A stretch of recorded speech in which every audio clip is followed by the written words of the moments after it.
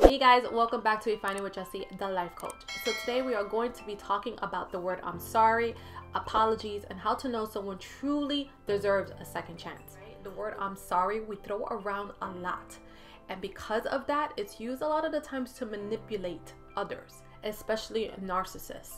So today I am going to be breaking it down. So true apologies consist of 4 elements, and that's going to consist of the apology itself, and we're going to break that down because a lot of the times the apology itself is not really an apology, and we're going to get into it. So I'm going to go into a little deeper of what I mean by that. So it's going to consist of the apology, it's going to consist of accountability, it's going to consist of vulnerability, and the last part and the biggest part is going to be that apology is going to hold ground in atonement. And a lot of people don't know what that means, and like I said, we're gonna get all into it. So let's begin. So as many people know, apologies can be used as a form of manipulation, and a lot of people are like, but what do you mean by that? Well, a lot of times people apologize not for you but for them.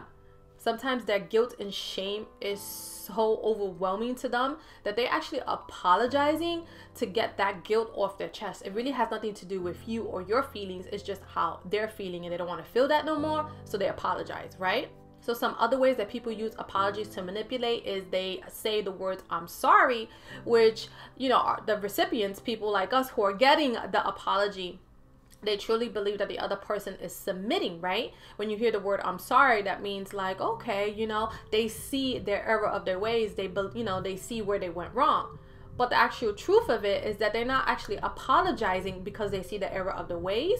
They're actually apologizing because they know that's what you want to hear. They know that's what they have to do to get back in your good graces, to get back into your heart. They know that's the only way to get back into that door. So they apologize. So they're not really submitting. What they're doing is apologizing, telling you what you want to hear so they could continue bad behavior, so they could continue abusing you in some way, form, or fashion, so they could continue getting what they are getting from you, whether it's money, attention, you know, time, whatever it is. They don't want to let that go, so what they do is they give you an apology instead. And it confuses a lot of people when they let someone back in, they get the apology and the behavior continues, right? So that's one of the reasons why. Another way that people manipulate with I'm sorry is they don't want to deal with it. A lot of people just give you the words I am sorry, but it doesn't come with all those other things I mentioned in the beginning, right? I said an apology consists of 4 different elements. So they say the word I'm sorry, but the word I'm sorry is just used to shut down the feelings, right? Like, I'm sorry, but I really don't want to deal with this. I don't want to deal with your feelings, so I'm going to shut it down by just giving you an apology, right? So that's another way that people use apologies to manipulate. And one of the biggest ways that apologies are used at manipulation is to see how far a person can get with you. They are testing your boundaries. So what they do is they just say the words I am sorry. You forgive them. They do it again. They say I'm sorry. You forgive them. They do it again. It's almost like a cycle, but not only a cycle, but what the other person is truly doing is training you. They are conditioning you to see how much you are going and willing to tolerate. So they know by coming back and forth and just giving you the words I'm sorry, it's just their way of testing you, of conditioning you to see how much abuse, nonsense, and crap you are going to take. And all it's going to take them is say I'm sorry. So they manipulate your emotions. They know by saying these words that you're going to fold and let down, you know, your boundaries. So it's almost like a boundary testing. So like I said, you have to be very careful with these words. Evaluate it clearly and look at it from a bird's eye perspective. If a person truly is saying I'm sorry because they feel it, or they're saying I'm sorry for their own gain. So there's so many ways that people use the word I'm sorry to manipulate, and people don't even realize it. And the reason why is because we never been taught, right, like really what an apology should consist of. And as I always say, a lot of people are living and surviving emotional abusive dynamics, and because they don't know the signs, they don't really know that they're in these cycles until they start opening their eyes. So hopefully this video is going to help you open your eyes to what, you know, apology is really going to consist of, and also be able to determine who in your life really deserves that second chance, right? So let's get into it. Let's break it down. So the first part of an apology is the apology itself. And what I mean by that is the words. Some people are very cunning, they're very sneaky, and they use certain words which we don't really pay too much attention to. The one word that should never be in a sincere apology is the word if. I'm sorry if I offended you. I'm sorry if you felt offended. And that's a very small word, that if, but it holds a lot of weight. So if you really think about it, when you say if, it's almost like, I don't really know that I offended you, but if you felt that way, right? It leaves that connotation of, it could be here, or it could be there, but it also puts that responsibility back on you, right? Think about it. I'm sorry if I offended you. In other words, when you break that down, that is saying you felt offended. I don't really know if I really offended you. I'm not really taking accountability, but I'm going to apologize anyway because you felt that way, right? So is that really taking accountability for anything, right? How can someone take accountability for something if they don't truly know what they have done, right? So when you hear that word if, be very careful with that word. It's a red flag. A lot of the times, people who apologize like this are narcissists. A true apology should not consist of if. When you apologize, you're apologizing, right? When you're apologizing, you're apologizing. So a true apology should sound like, I apologize that I offended you. There is no if, there is no connotation, there is no but. Because that's what if is. If is just a fancy but, you know, if I did this, right? Think about it. Are you going to the doctor? If I have the time. What's that saying? You have no idea whether you're going to the doctor or not. You might, or you might not, right? When you slip that if in, it's almost questioning if the person really understands what they did. Are they really understanding that they did offend you? Are they really understanding your side? Are they empathizing with your feelings? If they have an if in there, they cannot. They cannot empathize with your side because they're saying it's a question to them. It's a question. You know, if I did it, if I offended you, then I'm apologizing, but I really don't think I offended you. That's what that if is really saying. When a person's truly taking ownership, there should never be an if in an apology. It should just be clear, cut straight through. I am sorry I offended you. I am sorry you felt offended, right? Because we're never responsible for someone else's feelings, for sure, but you're still taking accountability and ownership for what you have contributed to how this person is feeling. You're validating their feelings, right? And that's important. So accountability is a big part of a sincere apology. You cannot just apologize without taking ownership and responsibility for your part. And a lot of people like to skip this part. They'll give you the words I am sorry, but they don't truly take accountability. So accountability is going to look like this, right? So let's go back to the offended part. Maybe somebody has done something to offend you. When they're apologizing, they are going to apologize with, I am sorry I offended you. And then they're going to follow it up with, I'm sorry I offended you doing blah, blah, blah. Fill in the blanks. So whatever they did to offend you, they are going to speak about it. They're going to speak about it in depth, right? They're going to own their part. They're going to own their side. They're going to explain to you why they did what they did. They're going to explain to you how did they come to this conclusion. What you're not going to see is justifications and defensiveness. So you'll notice a lot of times when you're trying to get to the root of a problem with someone who's trying to apologize, they will always justify, make excuses of why they did what they did, right? And in a sincere apology, there's no room for that, right? Making excuses for why they did what they did. Meaning, and what I mean by that is like, I offended you because you did this to me. I offended you because you said this to me 5 minutes ago. Now that is not taking accountability. That is making an excuse. That's justifying it, right? I did this because you did that. When you take accountability and ownership for your part, it's going to sound like this. I'm sorry I offended you. I reacted to the fact that you said this, but Now I'm looking back and understanding that I'm responsible for the words that come out of my mouth. I should not have said this. I should not have behaved in this way, no matter what you did, because I am responsible for my own actions. I'm responsible for my own words, and I truly apologize. You know, I was coming from a place of hurt. You know, that day I did have a stressful day, but now I'm realizing that it doesn't make a difference what stress I'm under. I have never spoken to you in that way. That's taking ownership. That's taking accountability, right? Being defensive is always going to bring up justifications and excuses and lack of accountability. So you got to really be able to get that part. When someone's apologizing to you and it's in a sincere apology, they're going to speak about their part. They're going to speak about how they got to that conclusion. They're going to speak about why they did what they did and not make excuses for it. Not, you know, maybe at one time the reason why they reacted was because of justifications, but when they come to you with the apology, they have already come to the conclusion that that was not the way to go, and they should not have reacted over, you know, outside influences. A lot of the times with apologies, the way people get out of this step of taking accountability is they like to play innocent, or in other words, they like to play dumb, right? Oh, I didn't know that was gonna make you angry. Oh, it wasn't my intention.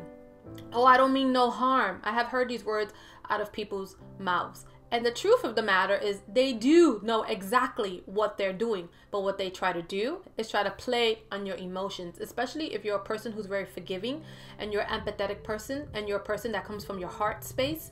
They know how to play you. So what they do is they try to get in touch with that side, right? By just dodging the bullet. I'm not going to take accountability and this person is going to believe me, right? So you got to be careful with that. With a real sincere apology, you're always going to get accountability. With an apology that is not worth your time because this person is not getting the point, they're not getting what they did, they're never going to take accountability. What you're going to hear in those discussions is going to be justifications after justification after justification. Putting the blame onto other people. It's always somebody else's fault. They do things based on all outside influences, which we know accountability is all about taking ownership and taking responsibility for yourself, right? And then they're always going to act in a defensive way. They're going to be defensive. Their walls are going to go up. They're going to try to dodge bullets, right? And the easiest way to dodge a bullet is to pretend like you have no idea what is going on, right? So how can you hold me responsible if I really truly didn't know what I did? I'm sorry. That's not taking accountability. So the next one is going to be vulnerability.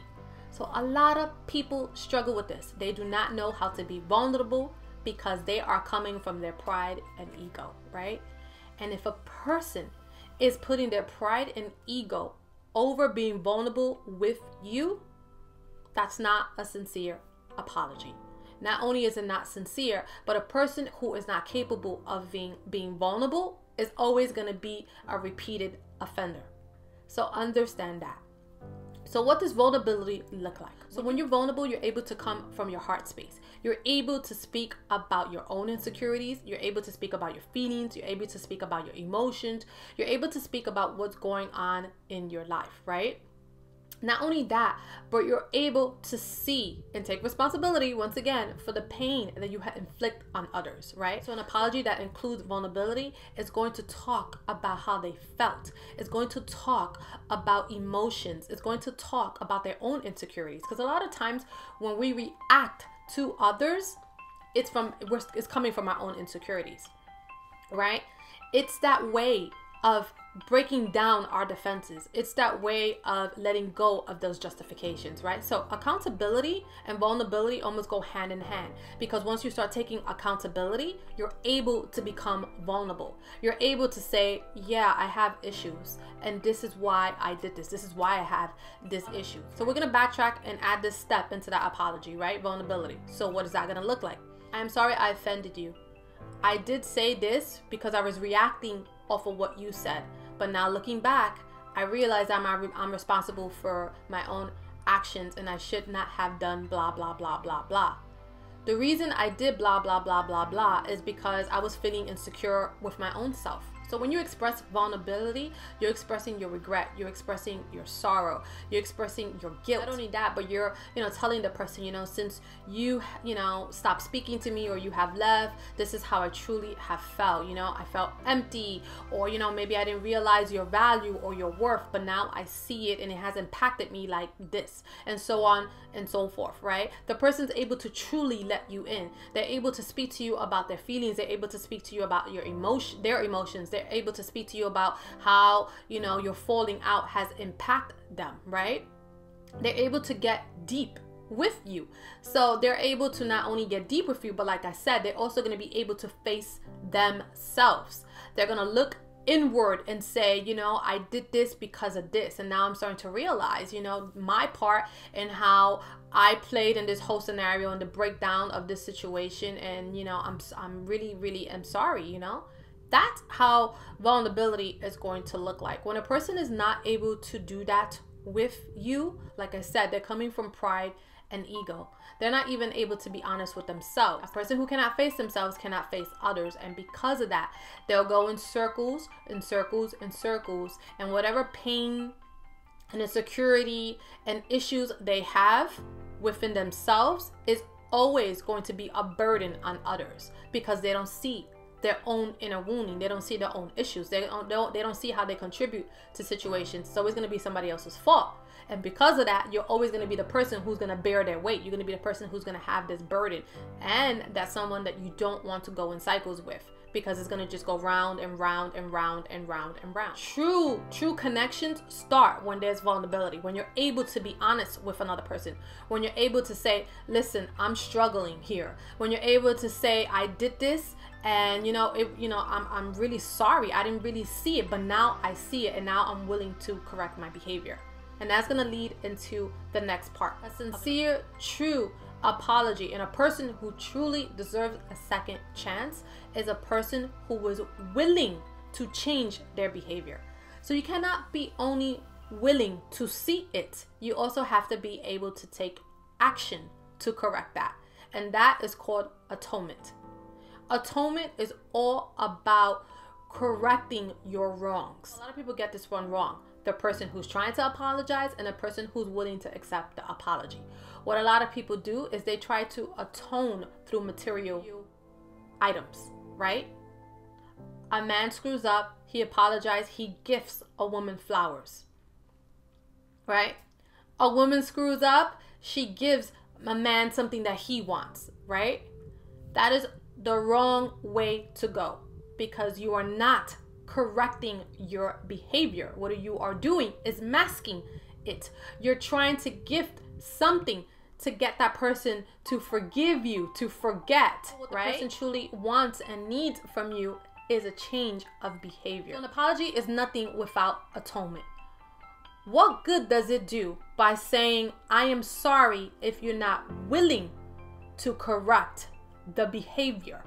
And because of that, if you're not willing to correct the behavior and your apology lacks atonement, you are going to repeat it again. Whatever you did to that person or whatever the person did to you is going to repeat without a behavior change. So flowers, gifts, getaways, all those things are beautiful. Jewelry, they're beautiful, right?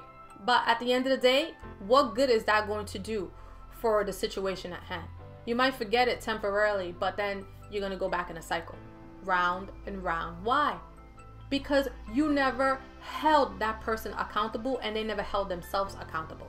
And the only way you could truly take ownership of anything is to correct your behavior. It's not enough to say, I see where I went wrong and I understand where I went wrong. You actually have to create action and changes in that behavior. And so guys, those are the 4 elements of a sincere apology. And if you're thinking if someone deserves a second chance in your life, those are the elements that you should be looking for. Like I said, a lot of people just say the words, I'm sorry, and they lack taking accountability. Or they do take accountability, but then they lack the vulnerability. Or they do take the vulnerability, right? They beg you, they plead with you, their life is all upside down without you. But then when it comes down to it, they're not willing to take the step of atonement and correct the behavior, right? And so those are the 4 elements that you're going to need to really decipher and really discern whether someone is really worth a second chance. You can give someone a second chance without any of these steps, but I promise you, if you do, you're going to wind up in cycles with these individuals. I'm sorry, it's just not words. It has to be felt. It has to be meaningful. It has to have, action behind it, like everything else in life, for it to truly, truly mean something. And those words have lost its weight over time because people play with it. People use it, right? People, take advantage of others. People take others for granted, and they're not willing to look inward, look at themselves to correct their behavior. And if someone's not willing to correct their behavior, they're already telling you. They're telling you how they value you. They're telling you, how they see your worth in their life. And if a person doesn't see your value and worth in order to change their behavior, then you should be able to see it. So guys, that is all I have for you today. I hope if you're considering letting someone in, you really consider these steps of an apology, or if it's you that needs to apologize for someone, I hope you gain some insight on how an apology, a sincere apology, should look and feel like, right? So while it's always a beautiful thing to be able to give someone a second chance, we have to understand that no one's entitled to second chances, no matter who they are, even family members. If someone is truly apologetic, they need to be able to take the steps they need to be able to earn that second chance within your life. And earning that second chance requires them looking inward, reflecting, seeing where they went wrong, but not only seeing where they went wrong, but taking actions to correct their behavior. That's the only way relationships and connections are going to be able to grow. If they don't, you're going to go through cycles with them, and whatever they did to you the first time, most likely is going to happen again. It might not happen exactly the same way, but it will rear its ugly head in different aspects of your connection with them. So really, really start discerning if you're willing to give someone a second chance, if they earned it, right? Everything needs to be earned in life. And so that's all I have for you. I hope this video helped you with any insight and help you really recognize what an apology, a sincere apology, and a person who's deserving of a second chance, what that's going to look like. So I will see you in my next one.